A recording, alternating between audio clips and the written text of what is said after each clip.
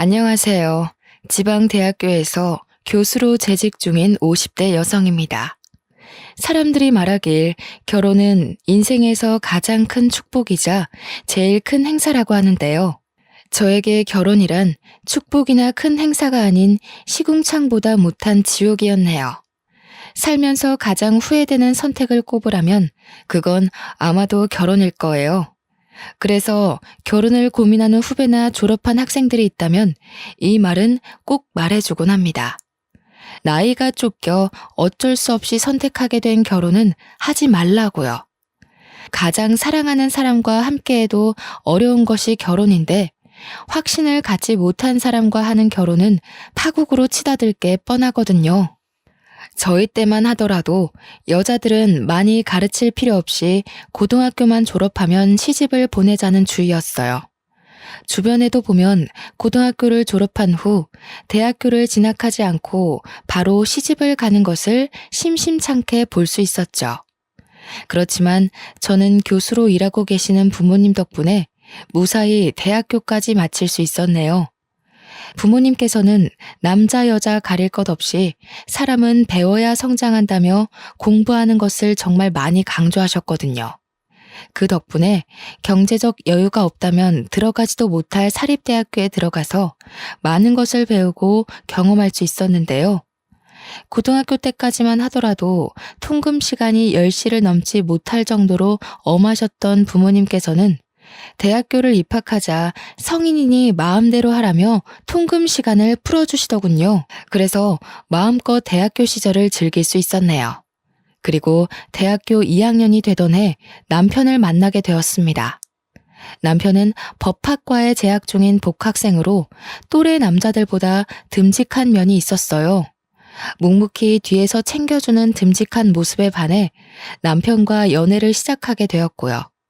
그리고 연애를 한 지 6개월 후 저희는 평생을 함께하기로 약속을 하게 되었는걸요.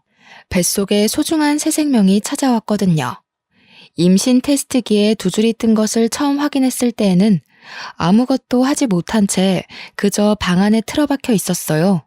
물론 새로운 생명이 뱃속에 찾아온 것은 큰 축복이었지만 22살이란 나이는 예고도 없이 들이닥친 변화를 받아들이기 힘들었습니다. 아무리 준비를 열심히 했다고 해도 예상하지 못한 사고가 생기는 것이 출산인데 준비는커녕 아직 대학교도 졸업하지 못한 학생에게 큰 부담이 되는 것은 사실이잖아요. 부모님에게 도움을 요청하려고도 해봤지만 도저히 입이 떨어지지 않았습니다. 오히려 부모님에게 임신 사실을 들킬까 헛구역질이 나와도 꾹 참고 입안에 밥숟가락을 쑤셔 넣기 바빴죠. 그러다 용기를 내어 남편에게 임신 테스트기를 건넸어요. 분명 남편 또한 골머리를 앓으며 한숨을 푹푹 쉴 게 뻔했기에 아무 말 없이 점점 심각하게 변해가는 남편의 얼굴을 응시할 뿐이었네요. 그런데 남편은 전혀 예상하지 못했던 말을 했죠. 어차피 결혼을 한다면 저와 하려고 했는데 아이가 생겼으니 미리 하자고요. 깜짝 놀랐습니다. 아직 아무런 준비도 되지 않은 상태에서 결혼을 결심하다뇨. 머릿속에는 가진 것이 하나도 없는 우리 세 식구가 어떻게 살아갈 수 있을까라며 계산을 했지만 마음만큼은 그 어느 때보다 따뜻했어요. 어린 나이에 책임져야 할 새 생명이 찾아왔다는 것에 대해 두렵고 놀랄만도 한 거잖아요. 결혼하자는 남편의 말을 듣자 그동안 녹이 쓴 사슬처럼 엉켜있던 안 좋은 생각들은 단번에 잘려나갔죠. 진심이 담긴 남편의 말 또한 믿기로 했고요. 한편 하나밖에 없는 딸의 임신 소식을 접한 친정은 발칵 뒤집혔어요.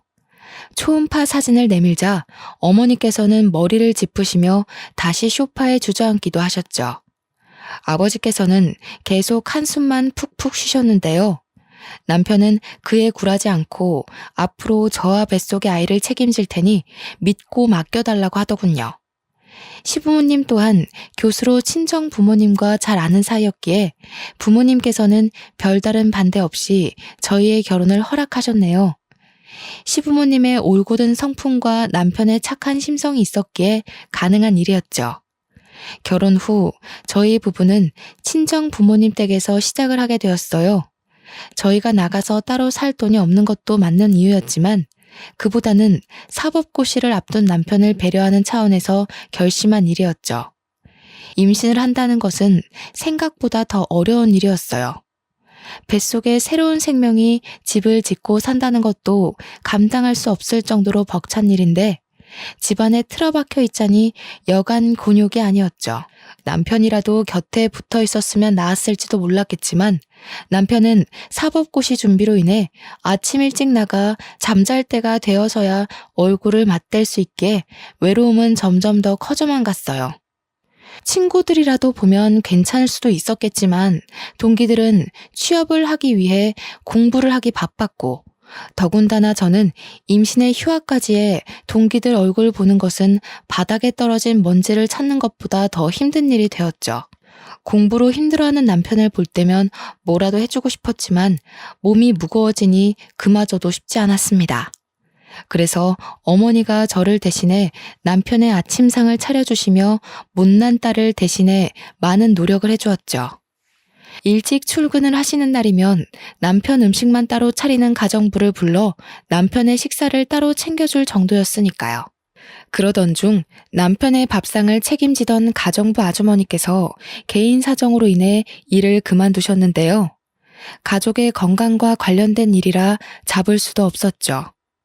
어머니께서는 한숨을 푹푹 내쉬셨어요. 음식 솜씨도 야무지고 집안 살림도 자기 집처럼 깔끔하게 하는 사람을 어디서 또 구하냐면서요. 하지만 어머니의 걱정과는 달리 가정부는 빠른 시일 내에 구해졌습니다.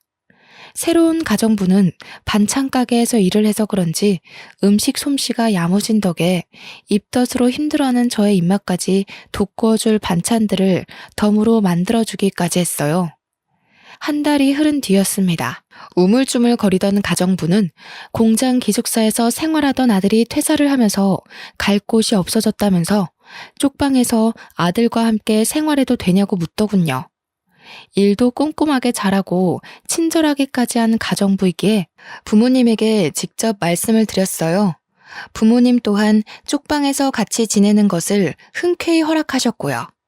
그날 밤 가정부는 고맙다면서 일하는 시간이 끝났는데도 즐겨 먹던 백설기를 손수 만들어 건네주었어요.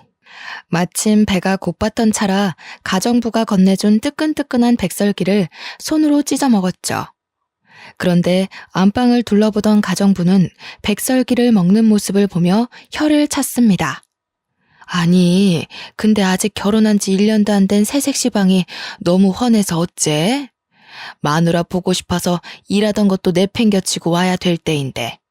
처음부터 부부관계가 이렇게 미적지근해서 어째? 괜히 색심한 고생을 하네. 에휴, 근데 솔직히 나는 색시 남편 처음 볼 때부터 마음에 안 들었어. 사람이 자기 가족 감싸는 푸근한 게 있어야 되는데 생긴 것도 어디 남의 밥 뺏어 먹는 족제비처럼 생겨가지고. 에이, 그이가 얼마나 다정한데요. 지금 시험이 얼마 안 남아서 예민해서 그래요. 이해해야죠. 어디 곱비 풀린 말이 주인 말 잘 듣는 거 봤남? 남자란 자고로 절대 도망 못 가게 곱비를 제대로 당겨야 한다니까. 색시 뱃속에 남편 휘어잡을 수 있는 제일 좋은 곱비가 들었는데 그걸 왜 못 써? 서로 죽고 못 살아도 유지하기 힘든 게 결혼인데 자고로 남자는 잡을 수 있을 때 휘어잡아야 사는 게 편하다니까. 에이, 그런 거 아니에요. 그이가 내색을 안 해서 그렇지 얼마나 잘하는데요. 아이고, 나는 새댁 남편이 잘하는 거 한 번도 못 봤네. 정성이 어디 보이지도 않는 옆구리에 뻗치셨나. 원래 공부 잘하는 놈들이 더 발랑 까진 법이라잖아. 새댁이 속고 있는 거야 지금. 가정부에게서 남편의 뒷담화를 듣고 있자니 솔직히 기분이 좋지는 않았네요. 혀 위에서 미끄러지던 백설기의 맛 또한 퍼석퍼석한 지우개를 먹는 것 같이 느껴졌고요. 싫은 기색을 내비쳤지만 가정부는 계속해서 남편에 대한 뒷담화를 늘어놓았어요. 그러면서 자기 아들에 대한 칭찬 또한 동시에 늘어놓았죠. 아들에 대한 가정부의 자랑은 커다란 포대자루 안에 담아도 넘칠 것만 같았습니다. 절대 끝날 것 같지 않은 가정부의 수다에 이불 끄트머리를 잡아 끌며 침대에 누웠어요. 가정부는 그제서야 쟁반을 가지고 안방에서 나갔죠. 혼자서 생각해 보아도 가정부가 했던 남편에 대한 뒷담화는 정말 기분이 나빴어요.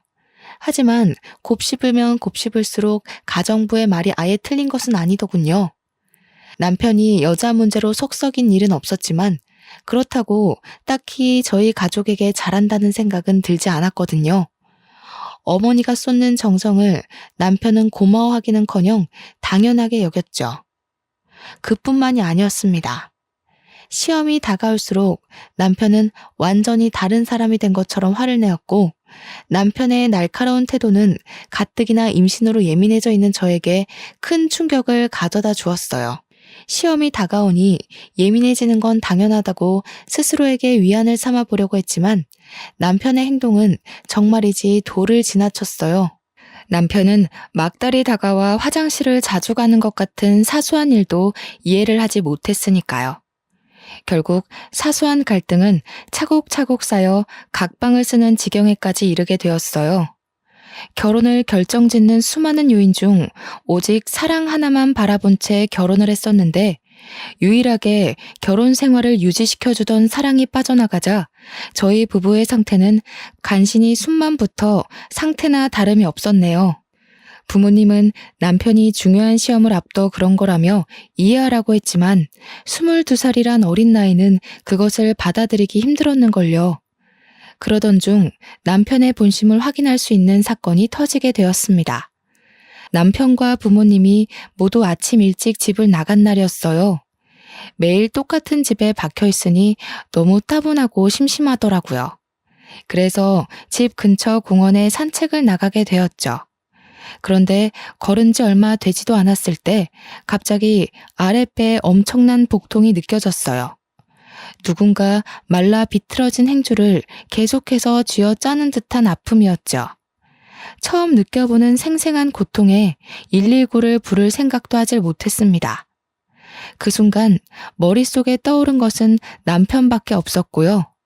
그래서 공원 벤치에 앉은 채 남편에게 전화를 걸었는데요.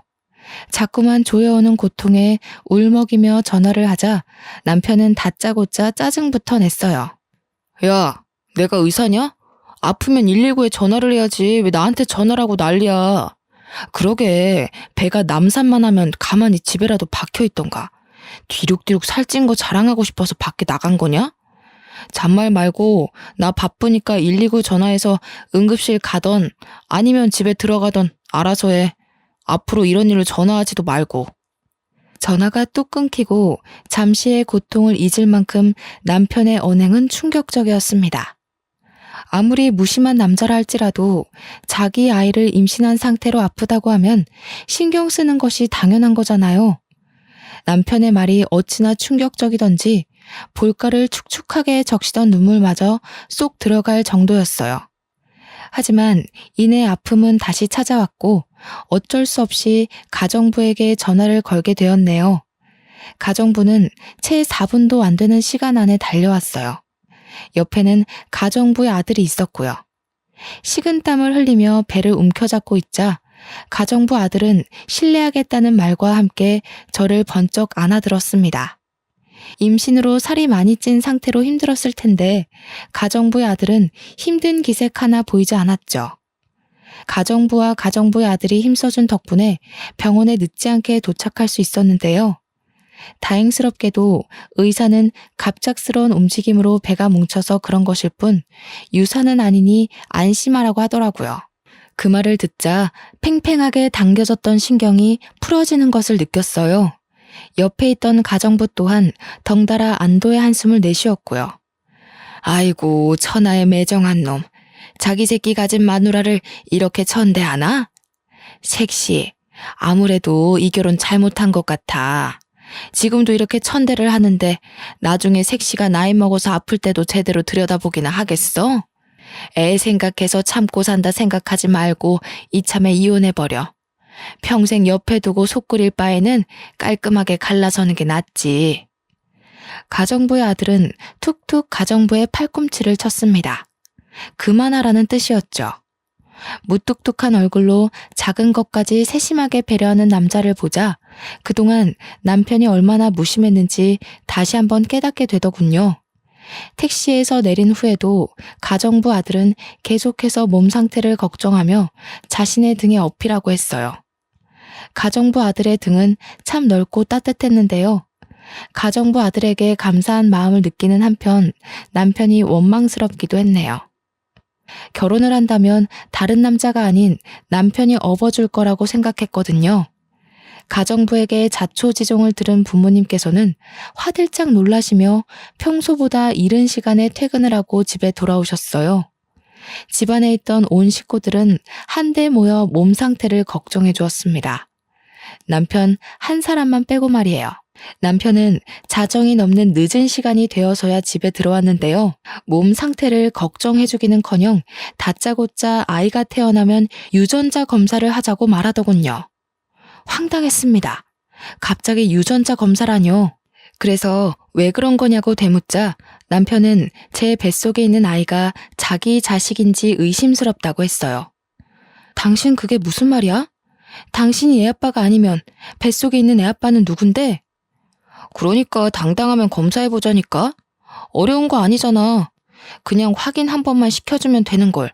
뭘 그렇게 화를 내? 유전자 검사에서 내 자식인 거 나오면 아무 문제 없잖아.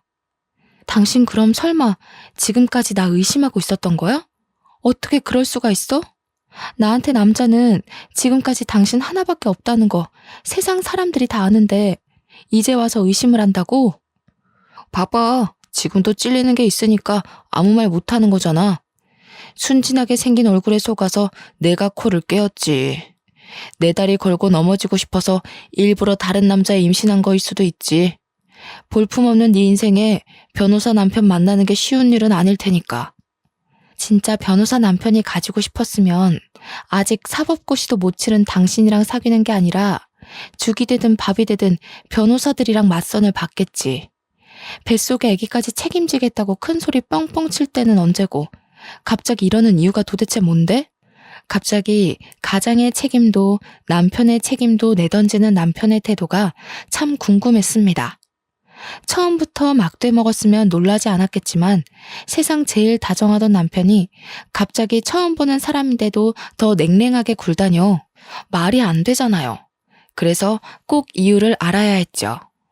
교수 집안이라고 해서 떨어질 떡이라도 떨어질 줄 알았는데 이거 뭐 떡이 아니라 떡 부스러기도 안 떨어지니.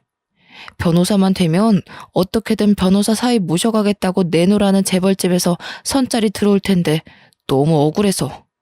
나도 너네 집이 개털 날리는 집인 줄 알았으면 장가 안 왔지. 그동안 진심이라고 생각했던 남편의 태도는 모두 돈을 노리고 만들어진 가짜였던 것이죠. 길 가다 맨홀 구멍 아래로 떨어진다 해도 남편에게 받은 충격보다는 덜할 것 같았어요. 지금까지 인생의 동반자라고 믿어 의심치 않았던 남편의 실체가 사람을 돈만 보고 판단하다뇨. 시커먼 남편의 실체를 알게 된 후 부부관계는 회복할 수 없을 정도로 나빠졌는데요. 고작 5개월이란 시간 동안 죽고 못 살았던 남편과 죽이고 싶을 정도의 앙숙이 되다니 결혼이라는 것이 참 우스웠네요. 사기꾼인 줄도 모르고 남편에게 홀려 임신까지 한 스스로가 너무 한심하게 느껴졌어요. 죽을 줄 모르고 불길에 뛰어드는 나방과 별반 다를 게 없었으니까요. 부부의 관계가 틀어진 것과 별개로 시간은 잘만 흘러갔고 남편은 공들여 준비한 사법고시에 보기 좋게 떨어졌습니다. 남편은 이것 또한 저의 탓으로 돌렸어요. 제가 재수가 없어서 떨어진 거라면서요. 결국 배려라고는 눈 씻고 찾아볼 수 없는 남편에게 이혼을 신청하게 되었습니다. 남편 또한 저 같은 여자와 더 이상 살 수 없다며 이혼을 흔쾌히 받아들였고요. 이혼 후 아무것도 먹지 못할 만큼 힘든 시간을 보냈어요. 하지만 힘든 몸과는 다르게 뱃속에 있는 아이는 무척무척 자라만 갔죠. 아이는 쌀이 눈이 쏟아지는 추운 겨울 세상에 나오게 되었죠. 부모님은 고생했다면서 손수 끓인 미역국을 떠먹여 주셨는데요. 함께 해주는 부모님을 보면 감사하다가도 태어난 아이들 사진을 보며 기뻐하는 다른 남편들을 볼 때면 눈물이 핑 돌았네요. 이혼한 저는 절대로 느낄 수 없는 기쁨인 거잖아요. 부모님께서 출근을 하시는 날이면 부모님을 대신해 가정부가 수발을 들어주었어요. 그리고 가정부 올 때면 함께 따라오던 남자는 퇴원일이 되자 품에 꽃다발을 안겨주었습니다. 건강하게 아이를 낳은 것을 축하한다면서요. 전 남편에게는 받지도 못했던 꽃다발을 받자 눈물이 핑 돌더군요. 울적했던 기분 또한 나아지는 것 같았고요. 그 후에도 가정부 아들은 자신이 자처해 같이 병원을 가는 등 비어있는 남편의 역할을 대신해 주었어요. 알뜰살뜰하게 저희 모자를 챙겨주는 가정부 아들 덕분에 닫혀있던 마음을 조금씩 열게 되었죠. 그 따뜻한 마음에 힘입어 다시 복학을 하게 된 것이고요. 육아와 학업을 병행하는 것은 정말 힘든 일이었어요. 하지만 그럼에도 아들에게 부끄럽지 않은 엄마가 되기 위해 이악 물고 버티게 되었죠. 고개도 가누지 못했던 아들이 돌이 지나자 부모님께서는 슬슬 재혼 이야기를 꺼내셨는데요. 아직 이혼에 대한 아픔이 채 가시기도 전에 재혼 이야기가 나와 껄끄럽기는 했지만 부모님이 얼마나 걱정하시는지 알기에 어쩔 수 없이 선자리에 나가게 되었습니다. 맞선에 나온 남자들은 적게는 5살에서 많게는 10살까지 차이 나는 이혼남 뿐이었어요. 남자들은 이혼녀라는 이유만으로 무례하게 구는 구석이 있었는데요. 그럴 때마다 항상 따뜻하게 배려해주던 가정부 아들이 생각났습니다. 가정부의 아들이라면 색안경을 끼고 무례하게 구는 남자들과 다르게 좋은 남편이자 좋은 아빠가 되어줄 것 같았거든요. 하지만 가정부 아들에 대한 마음을 쉽게 드러내지는 못했어요. 아직 젊고 창창한 사람에게 괜히 짐을 지어주기 싫었는걸요. 혼자서 끙끙 앓고 있을 때 기적 같은 일이 일어났습니다. 가정부 아들이 먼저 마음을 고백해준 것이었어요. 가정부 아들은 많이 부족한 것은 알지만 좋은 아빠, 좋은 남편이 될 테니 자신에게 한 번만 기회를 달라고 하더군요. 다른 건 볼 필요도 없었어요.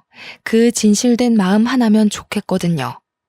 가정부 아들은 밤낮이 뒤죽박죽인 교대 근무를 해 몸이 고단할 텐데도 항상 피곤한 기색 없이 잘해주려 노력을 했습니다. 아들에게도 다정하게 대해주었고요. 그래서 대학원에 진학했을 때 부모님께 가정부 아들과 재혼을 하겠다고 밝히게 되었네요. 부모님과 가정부의 반응은 불과 물처럼 극명하게 나뉘었어요. 가정부는 껍질을 벗기고 있던 마늘을 천장 위로 던지며 기뻐했고 부모님께서는 가슴을 내려치시며 답답해하셨죠. 그렇게 당해놓고도 정신을 못 차려. 어디 만날 남자가 없어서 하필 골라도 가정부집 아들이야. 전 남편한테 호되게 당해놓고도 아직 철이 안 들었어. 저 자식이랑 정 결혼하고 싶으면 우리랑 영 끊고 호연이도 놓고 맨몸으로 나가서 살아라. 듣자 하니 기분이 썩 좋지는 않네요. 사장님께서는 얼마나 자식 농사를 잘 지으셨길래 저희 아들한테 타박을 하시는 거예요? 제가 아무리 남의 집에서 식모살이 하면서 힘들게 산다고 해도 우리 아들 애 딸린 이혼녀한테 시집 보낼 만큼 머리 빈 짓은 안 하거든요. 아무리 우리 딸이 애 딸린 데가 이혼을 했다고 해도 이건 급이 안 맞아도 너무 안 맞죠? 아줌마는 눈 없어요? 딱 보면 알 수 있잖아요.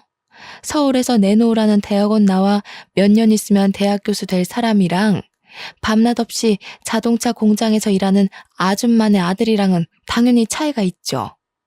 앓는 소리 하면서 하도 봐달라고 해서 아들까지 집에 들어오게 해줬더니 아줌마는 도대체 아들 단속을 어떻게 한 거예요? 얼마나 우리를 물러봤으면 주제 파악도 못하고 주인집 딸한테 찍적거리냐고요. 됐어. 당신은 상대도 하지 마. 경우 없는 집안이랑 엮이는 건 한 번이면 족하지. 일할 가정부는 많아. 쫓아내고 다시 들이면 그만이야. 아이고, 누가 겁낸 줄 알고? 나도 우리 아들 천대하는 이런 집구석에서는 일 못하지. 나가도 내 발로 나갈 거니까 털끝 하나 건드리지 마요. 참나, 자기들은 얼마나 잘났길래 남의 집 살이 좀 한다고 무시나 해대고. 마음씨를 그렇게 거지같이 쓰니까 딸도 이상한 사람이랑 엮여서 이혼녀 딱지나 이마에 떡하니 붙이고 있는 거 아니에요. 양가 부모님의 반대로 결국 결혼은 무산되었어요. 그뿐만이 아니었습니다. 3년 넘게 저희 집에서 일하시던 가정부는 큰 모욕에 감정이 상한 듯 다짜고짜 쪽방으로 달려가 짐을 챙기기 시작했어요. 아버지께서는 몇십 년 전 끊었던 담배를 다시 피우셨고요. 또 한 번 부모님께 실망을 안겨드렸다는 죄책감과 그럼에도 사랑하는 사람과 다시 한번 살아보고 싶다는 마음이 충돌하여 머릿속은 복잡해졌네요. 어머니께서는 차라리 없는 자식 칠 테니 나가서 살라며 집에서 내쫓으려고까지 했는데요. 그때 다시 한번 느끼게 되었습니다. 부모님께서 아무리 반대한다고 해도 가정부 아들과 가정을 꾸리고 싶다고요. 그래서 부모님께서 정반대하신다면 부모 자식 간의 인연을 끊은 채 밖에서 살림을 차릴 생각까지 했네요. 정말 불효녀 같은 짓이었죠. 하지만 작은 변명을 하나 하자면 인생에서 다시는 없을 기회 같았어요. 가정부 아들을 놓친다면 평생을 혼자 살 것만 같았죠.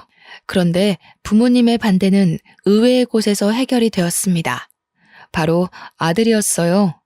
어른들이 난리를 피우는 사이 아들은 가정부 아들에게 달려가 아빠라고 부르며 안겼거든요. 자식 이기는 부모 없다고 아들이 아빠라 말하며 따르는 것을 보자 결국 저희의 결혼을 허락하셨는걸요. 남편은 돌아가신 시아버지가 남겨놓은 빚 때문에 저는 대학원을 졸업한 지 얼마 되지 않았기 때문에 서로가 돈이 없는 상태였어요. 지갑 사정을 뻔히 아시는 부모님께는 친정과 가까운 곳에 있는 아파트에 신혼집을 차려주라고 하셨는데요. 저희 부부는 친정 부모님의 지원을 한사코 거절했습니다. 부모님의 가슴에 2번씩이나 상처를 낸 주제에 지원까지 받는다면 너무 염치가 없을 것 같았거든요.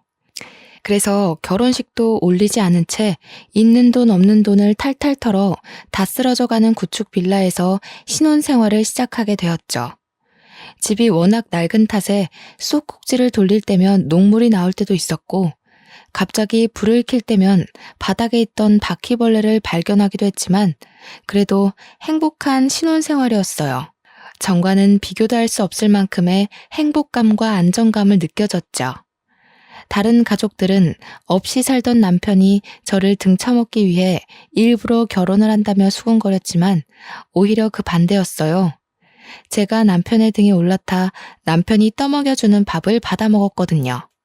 교대 근무로 힘들 텐데도 남편은 논문 발표와 조교 생활로 지친 저를 위해 손수 아침밥을 차려주었습니다. 아침 일찍 일을 나갈 때면 냉장고 앞에는 잊지 말고 밥을 챙겨 먹고 가라는 메모지가 붙어 있었죠. 냉장고 안에는 지난밤 남편이 만든 김밥이 들어 있었고요. 그뿐만이 아니었어요. 서로 경제적 여유가 되자 남편은 그동안 고졸로 살았던 것이 창피했다며 대학교를 가겠다고 말을 했습니다. 아들을 위해서라도 꼭 대학교 졸업장이 필요하다고 하면서요. 그리고 남편은 방송통신대학교에 들어가 열심히 공부를 했네요. 머리가 좋았던 덕에 남편은 우수한 성적으로 방송통신대학교를 졸업할 수 있었는데요. 졸업장을 딴 뒤에는 대기업 생산직 일을 그만두고 돌연 떡볶이 장사를 하겠다고 선언을 하더군요. 의아하긴 했지만 한번 하기로 마음먹은 것은 끝까지 해내는 남편을 믿었기에 남편이 하자는 대로 따를 뿐이었죠. 그런데 문제는 예상치 못한 곳에서 터졌습니다. 남편이 떡볶이 장사를 한다는 것을 들은 시어머니는 다짜고짜 찾아와 문을 열라며 행패를 부리셨어요. 잘 다니던 대기업까지 때려치고 장사를 한다길래 나는 드디어 너가 이혼녀 딱지 떼게 해준 우리 아들한테 근사한 사업체 하나 차려줘서 보답하겠구나 생각했다. 근데 뭐? 학교 앞 떡볶이 장사? 네가 제정신이냐? 어디 귀한 남의 아들한테 떡볶이 장사를 시켜? 그것도 잘 다니던 직장까지 때려치게 만들고 앞길 창창한 총각 등에 이혼녀 딱지 떼고 자식 새끼까지 업히게 했으면 최소한의 양심은 있어야지. 지는 대학원까지 가서 잘난 척 고개 빳빳이 들고 다니면서 어디 남편은 코 올리게 돈이나 받는 떡볶이 장사를 시킬 수가 있어? 너네 부모도 그러는 거 아니야. 아무리 가정부 아들이라지만 이혼한 지 딸이며 손자까지 걷어줬는데 어떻게 지원 한 번을 안 해줄 수가 있어? 어머니, 그런 게 아니라요. 그이가 하도 떡볶이 장사를 하고 싶다고 하길래. 듣기 싫다. 아무리 내가 너네 집 굳은 일을 했다고 해도 최소한의 예의는 지켜야지. 돈 내주기 싫으면 애라도 낳던가. 신랑 사업하는데 돈도 내주기 싫다. 애도 낳기 싫다. 우리 집 아들이 너랑 네 아들 뒷바라지하는 종이냐? 이런 식으로 할 거면 그냥 깔끔하게 갈라서라. 정말 작정을 하고 오셨는지 어머니는 가방에서 꺼낸 이혼 서류를 바닥에 던지셨어요. 물론 시어머니의 말에 상처를 받기는 했지만 그동안의 일을 뒤돌아보니 정말 제가 너무한 것 같았습니다. 교수가 너무 되고 싶다는 욕심 때문에 남편과의 사이에서 아이도 포기한 채 앞만 보고 달린 거잖아요. 옆에서 남편이 같이 뛰고 있는데도 말이에요. 그래서 잠들기 전 남편에게 슬쩍 물어보았습니다. 아이를 갖고 싶냐고요? 그랬더니 남편은 자신에게 자식은 아들 하나면 된다고 대답을 해주었네요. 그 대답을 들으니 더욱 남편에게 미안해졌습니다. 그래서 고등학생의 과외를 시작해 돈을 모으기 시작했죠. 낮에는 대학원 조교로 밤에는 과외 선생으로 일을 하면서 정말 돈을 차곡차곡 모았어요. 5개월 정도 일을 하다 보니 모아놓은 돈이 제법 묵직했죠. 그 돈을 몽땅 남편에게 넘기며 사업하는 데 보태 쓰라고 하자 남편은 화들짝 놀라며 다시 건네주었어요. 이렇게 큰 돈을 받을 수 없다면서요. 하지만 남편의 품에 밀어주며 이야기했습니다. 그동안 아낌없이 주었던 사랑을 베풀 기회를 날리지 말라고요. 얼마 후 남편은 떡볶이 가게를 차렸는데요. 아내의 돈을 지켜야 한다는 책임감 때문인지 가장으로서의 무게 때문인지 남편은 정말 열심히 장사를 했어요. 주변에서는 남편을 이상하게 보기도 했습니다. 떡볶이 장사라는 것이 원래 나이가 지긋하신 아주머니들이 하는 것이기에 그럴 수도 있다고 생각했죠. 하지만 논란도 잠시였어요. 주변 가게들 중 제일 청결하고 맛도 좋은 남편의 떡볶이는 금세 입소문을 타서 옆마을 학교에 다니는 초등학생까지 남편의 떡볶이를 맛보기 위해 줄을 서는 지경에까지 이르게 되었는걸요. 이렇다 보니 다른 가게들이 다 문을 닫을 동안 남편은 혼자서 돈을 쓸어 담았네요. 식을 줄 모르는 인기에 남편은 곧이어 서울 곳곳에 떡볶이 체인점을 내게 되었고 결국 떡볶이 사장에서 프랜차이즈 대표까지 오르게 되었죠. 남들이 뭐라고 수군거리면 끝까지 노력해 성공을 한 남편을 보니 제가 남편의 아내라는 사실만으로도 가슴이 벅차올랐어요. 이런 남자와 결혼한 것은 인생에서 가장 큰 복이라고 생각하기도 했고요. 경제적으로 풍요로워지자 남편은 제일 먼저 매일 같이 타고 다니는 중고차를 값비싼 외제차로 바꿔주었어요. 낡고 오래된 경차는 위험하다면서요. 그리고 매일같이 바퀴벌레와 동거를 하던 저희는 50평이 넘는 으리으리한 아파트로 이사를 가게 되었네요. 남편을 껄끄럽게 생각하시던 부모님 또한 한결같이 진실된 태도를 유지하는 남편에게 크게 감동하기까지 했고요. 그러던 중 남편의 떡볶이 사업이 해외까지 진출을 하게 되었는데요. 남편은 딱 1년 만에 미국에서 영어 공부에 전념하고 싶다고 하더군요. 이유를 물으니 대표인 자신은 한마디도 못 알아들으면서 통역사에게만 의지해 사업을 하는 것이 너무 창피하다면서요. 저는 흔쾌히 남편의 뜻을 따랐습니다. 남편이 더 발전하고 싶다는데 반대할 이유는 없잖아요. 남편이 유학을 간 뒤부터 시어머니는 하루도 거르지 않고 저희 집에 출근 도장을 찍으셨어요. 불쑥불쑥 나타나는 시어머니를 보자 남편이 왜 그렇게 시어머니에게 이사 간 곳을 알려주지 말라는지 알았죠. 그런데 집에 들이닥치는 시어머니를 보자 궁금한 것이 생겼습니다. 저와 아들 둘 다 시어머니에게 이사 간 곳도 집 비밀번호도 알려준 적이 없었거든요. 시어머니와 같은 공간에 있는 것만으로도 힘이 들었지만 그것만으로 끝낼 시어머니가 아니었어요. 시어머니는 하루에도 12번씩 별 이유 같지도 않은 트집을 부리시며 저희 모자를 괴롭혔습니다. 때마침 부모님 또한 해외로 나간 상태이고 유일한 방패막이었던 남편 또한 해외로 나간 탓에 고삐 풀린 시어머니를 제지할 사람은 아무도 없었는데요. 시어머니의 구박은 며느리인 저에게만 향하는 것이 아니었어요. 어떻게든 우리 아범 등에 빨대 꽂을 생각만 하고 얼마 전에는 우리 아범한테 차도 받았다지?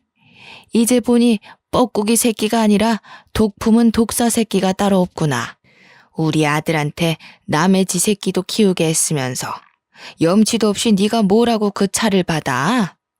어머니, 아무리 친손자가 아니라도 그렇지 말씀이 너무 지나치신 거 아닌가요? 아직 20살밖에 안 되네요.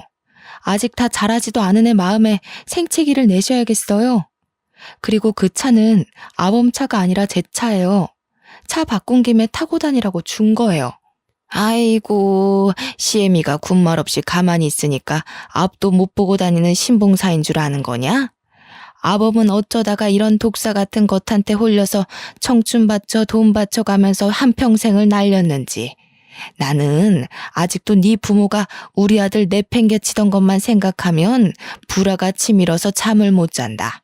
근데 정작 장본인은 우리 아범이 벌어다 준 돈으로 호의호식하면서 시엠이 몰래 금태두른 둥지로 이사를 가? 우리 아범한테 조금이라도 미안한 마음이 있거든. 당장 네 자식 새끼 데리고 우리 아범 앞에서 사라져라. 너만 없으면 우리 아범 얼마든지 더 좋은 여자로 새 출발할 수 있어. 시어머니는 저희 모자를 파렴치한 도둑 취급을 했습니다. 시어머니는 남편이 애초에 누구 때문에 아까운 청춘을 날렸는지 모르는 눈치였어요. 그래서 지금까지 속으로만 생각하던 말을 쏘아붙인 거고요. 어머니, 말씀은 바로 하셔야죠. 애초에 그이가 좋은 청춘 다 날려가며 대학교 문턱에도 못 가고 잠 못 자가면서 공장에서 일하던 게 누구 때문인데요. 다 어머니가 이 남자 저 남자 만나면서 그이 돈 까먹어서 그런 거잖아요. 아버님이 남긴 집도 두 번째로 결혼한 남자 도박빚 갚아준다고 홀랑 날려먹으셨다면서요. 어머님, 한 번이라도 그이 마음 생각해 보셨어요? 친부 돌아가시고 장례식도 끝나기 전에 다른 남자랑 놀아난 것도 모자라 유일한 유품 같은 집까지 날라갔을 때 그이가 얼마나 참담했을지 생각이나 해보셨냐고요. 이게 아무리 사람이 화가 난다고 해도 할 말이 있고 못할 말이 있는 거다.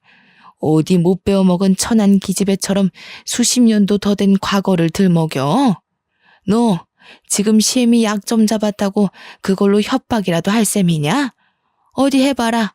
내가 눈 하나 깜빡 하나. 얼굴에 구멍 하나 났다고 어딜 함부로 떠들어? 내가 그 구멍 다시는 허튼 소리 못하게 확 꿰매주랴? 제 입이 구멍이면 어머니 입도 구멍이겠네요.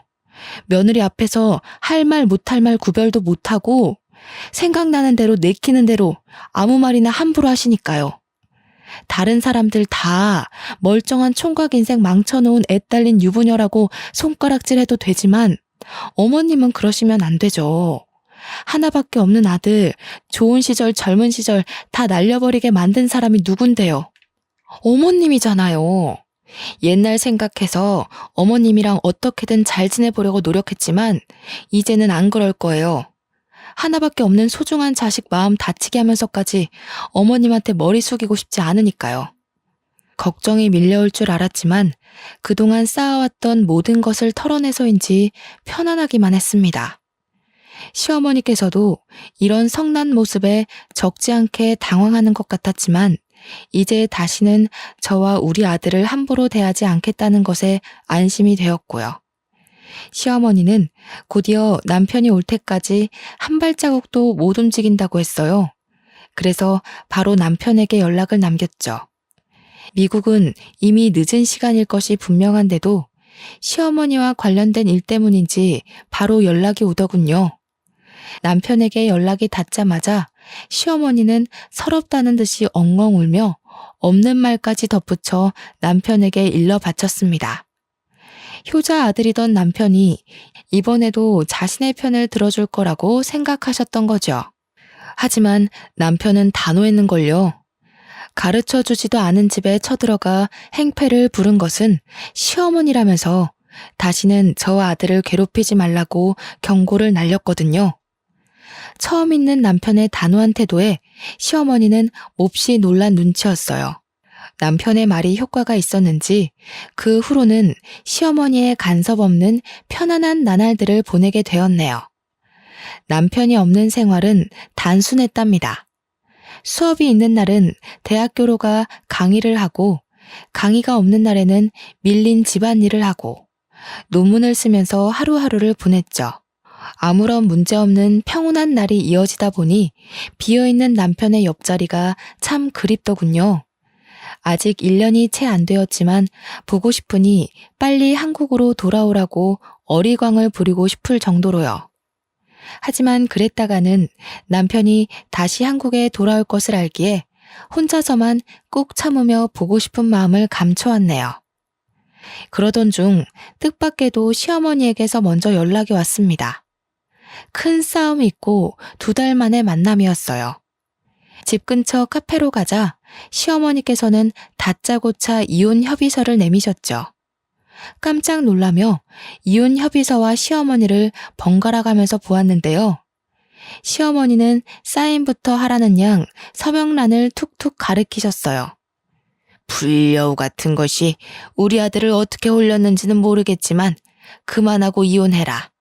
이 정도 뽑아먹었으면 됐지 뭘 더 바래? 그건 결혼 당사자들끼리 선택할 문제지 어머니가 나서서 재촉하실 일이 아닌 것 같아요. 저희 부부 어머님 뜻대로 이혼할 일 없으니 이건 그냥 쓰레기통에 버리세요.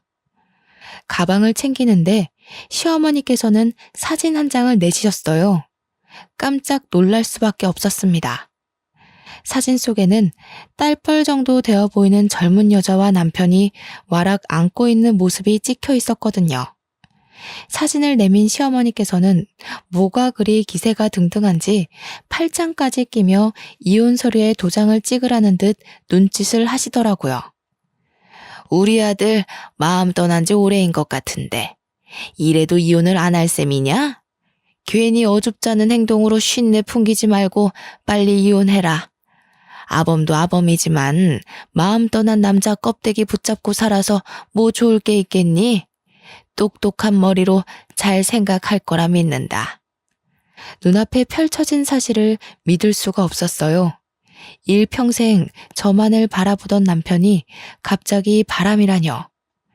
이 순간 제일 미운 것은 제 자신이었습니다.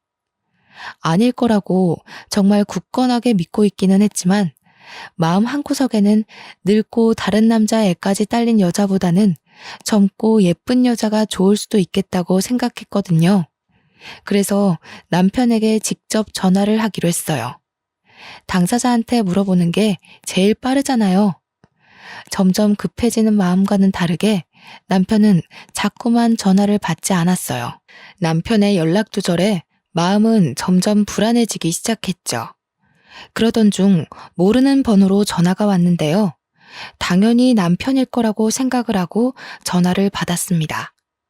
하지만 전화의 주인은 남편이 아닌 남편의 내연녀이더라고요. 내연녀는 남편이 자신과 새 출발을 할 수 있게 이혼하라고 협박조로 말을 했죠. 만약 남편이 진짜 바람을 피워 상간녀와 만나게 된다면 흥분에 날뛸 거라고 생각했는데 실상은 그게 아니었어요. 화조차 나질 않았네요. 힘들 때 옆을 지켜주던 남편의 바람은 용서할 수 있었지만 잘 살고 있는 남의 가정을 파탄낸 것도 모자라 새까맣게 타버린 속을 벅벅 긁는 상간녀를 도저히 참을 수 없었어요. 어떻게 해서든 상간녀에게 복수를 하기로 마음먹은 머리는 그 어느 때보다 냉정하게 돌아갔고요. 그래서 제일 유명하다는 이혼 전문 변호사를 찾아갔죠. 그런데 이혼 변호사를 만나는 순간 벼락이 떨어지는 충격이 온 몸을 덮쳐왔네요. 변호사는 바로 전 남편이었거든요. 수준 떨어지는 놈 만나서 지 딸뻘 되는 애랑 기싸움하는 당신이나 마누라 내비두고 바람피는 놈이나 아주 환상의 부부네. 전 남편은 저희 부부 사이를 비웃었는데요. 정말 쥐구멍이라도 있으면 숨고 싶다는 생각이 들었습니다. 가장 숨기고 싶고 창피한 일을 제일 들키고 싶지 않았던 사람에게 들킨 거잖아요. 그런데 놀라기도 전 남편은 이상한 말을 해오더군요. 제가 오기 전 시어머니가 미리 이혼 상담을 받으러 왔다고요. 온몸에 소름이 끼쳤어요. 아무도 모르게 저희 부부를 갈라놓을 궁리를 하고 있던 거잖아요. 상간녀 소송도 폐지된 마당에 너무 힘 빼지 말고 좋게 좋게 가자고. 기껏해야 어린애한테 몇백만 원밖에 못 뜯어낼 텐데. 아무리 바람핀 남편이 미워도 그렇지. 앞길 창창한 아가씨 인생을 망쳐서 되겠어? 그러지 말고 위자료 두둑하게 받을 수 있게 도와줄 테니까 깔끔하게 이혼해. 담례로 이혼하고 받은 위자료 반만 떼서 준다면 물불 안 가리고 열심히 힘써줄게. 시어머니도 소름이 끼쳤지만 아들에 대한 걱정은 눈꼽만큼도 없이 자기 사리 사욕만 채우려는 전 남편을 보자 온몸에 소름이 돋더군요. 그래서 이혼 소송을 어떻게 되건 상간녀 소송이 어떻게 되던 사무실을 박차고 나왔죠. 상간녀와 시어머니에게서 계속 문자 폭탄이 와도 남편은 여전히 답이 없는 상태였어요. 이쯤 되니 짜증이 나기보다는 슬슬 걱정이 되기 시작했죠. 그래서 직접 남편을 찾아가기로 결심을 했죠. 하지만 남편을 찾고 싶다는 굴뚝 같은 마음과는 다르게 현실적인 조건은 참 마음을 따라주지 않았네요. 처리해야 할 일이 가득했거든요. 고민하고 있자 아들이 옆으로 와 자신이 직접 남편을 찾아오겠다고 하더군요. 자기가 먼저 나서는 아들을 보자 걱정이 되기도 했지만 한편으로는 고맙기도 했네요. 그래서 아들을 믿어보기로 결심했어요. 아들을 공항에 데려다주는 순간에는 걱정이 몰려오기도 했습니다. 사실이건 거짓이건 불미스러운 일로 아들을 다른 나에게 보내는 것이 마음에 걸렸고요. 남편을 찾기 위해 비행기에 올라탄 아들은 꼬박 3일 동안 연락이 되질 않았는데요. 혼자 떨어져 있는 72시간 동안 안 좋은 생각만 떠오르며 밥 한 술도 제대로 뜨지 못할 만큼 걱정이 많이 되더라고요. 아들은 집을 떠난 지 4일이 되어서야 연락이 왔어요. 남편과 함께 한국으로 간다는 짤막한 답장이었죠. 그렇지만 그 한 줄의 문자를 받는 순간 얼마나 안심이 되었는지 손발에 힘이 탁 풀렸습니다. 남편과 함께 귀국하겠다는 것은 해결책이 보인다는 이야기니까요. 공항에 미리 마중을 나가 있는 동안 머릿속은 참 복잡했어요. 남편을 만나면 상간녀에 대한 말을 먼저 꺼내야 할지 아니면 시어머니가 우리 부부 사이를 갈라놓기 위해 이혼 상담까지 받았던 걸 말해야 할지 고민이 많았거든요. 하지만 공항을 걸어 나오는 남편을 보는 순간 모든 말을 이을 수가 없었네요. 남편의 얼굴을 보는 순간 왈칵 눈물이 쏟아나올 뿐이었으니까요. 오열하는 모습을 보자 남편은 들고 있던 캐리어도 내던지고 한 걸음에 달려와 주었어요. 그리고는 어깨를 와라 끌어안아 주더군요. 남편의 품에서 저는 그저 어린아이처럼 목 놓아 울 뿐이었어요. 그렇게 한참을 울다 남편에게 물었죠. 아들과 저를 버리고 새파랗게 어린 상간녀와 바람 난 것이 맞냐고요. 감정적인 저와 다르게 남편은 차분하게 눈물을 닦아줄 뿐이었어요. 출국을 하는 동안 아들에게 전후 사정을 들은 것이 분명했죠. 남편은 주머니에 있던 핸드폰을 꺼내 사진 한 장을 보내주었는데요. 사진 속에는 시어머니가 말한 상간녀와 남편이 단란하게 모습이 찍혀 있더군요. 깜짝 놀라서 남편은 곧이어 말을 이었습니다. 상간녀는 무슨, 아무리 봐도 어머니가 또 수작을 부린 것 같네. 얘는 미국에서 유학하고 있는 조카 딸이야. 전혀 예상할 수 없었던 대답에 뒤로 넘어가고 말았죠. 알고 보니 남편이 유학길에 오른 곳 근처에는 미국에서 대학교를 다니고 있는 조카 딸이 살고 있었어요. 남편은 조카 딸에게 용돈을 주는 대신 생활비를 주고 있었던 것이고요. 모든 진실을 듣고 나자 언제 울었냐는 듯 두 눈에서는 눈물이 쏙 들어갔습니다. 그리고 조카 손녀까지 팔아먹으며 저희 부부를 이혼시키려고 한 시어머니를 도저히 용서할 수가 없었죠. 아무리 이혼녀 딱지가 붙은 며느리가 싫다고 해도 가까운 가족까지 건드리다뇨. 최소한의 예의를 아는 사람이라면 절대 하지 않을 행동인 거잖아요. 어두운 낯빛을 눈치챘는지 남편은 이 모든 일은 자신이 책임질 테니 아무 걱정하지 말라고 말했습니다. 그 말을 들으니 참 안심이 되더라고요. 그동안 왜 걱정했을까 의문을 가질 정도로 복잡하던 머릿속은 청소기를 돌린 것처럼 깨끗해졌죠. 남편이 한국에 들어온 후 시어머니에게서는 전화가 걸려왔어요. 받을까 말까 고민을 했지만 그래도 저희 부부를 이혼시키려던 진짜 이유를 알고 싶어 전화를 받기로 했습니다. 못된 것. 우리 아범을 어떻게 구워 삶았길래 낳아주고 키워준 애미한테 절연하자는 소리가 나와? 먼저 자작극 벌이면서 잘 살고 있는 저희 부부 이혼시키려고 한 건 어머니시잖아요. 절연하고 사는 것도 어머니가 선택한 일이니 저한테 이러셔도 해드릴 수 있는 게 없어요. 오냐, 이제 보니 네 전남편이랑 너도 모두 한패였던 게구나. 내가 가만히 있을 것 같으냐? 당장 우리 아범한테 네가 전부하고 바람이 났다고 말을 해줘야지. 네? 그게 무슨 말씀이세요? 시치미 떼지 마라. 너야말로 시애미 사다리도 없는 구렁텅이에 빠뜨리려고 전부랑 같이 작당 모의한 게 아니냐. 아이고, 돈에 눈먼 놈인 줄 알았더니 꼬레지도 전 남편이라고 저 몹쓸 것 편을 들었던 게지. 알아들을 수 없는 말 투성이었어요.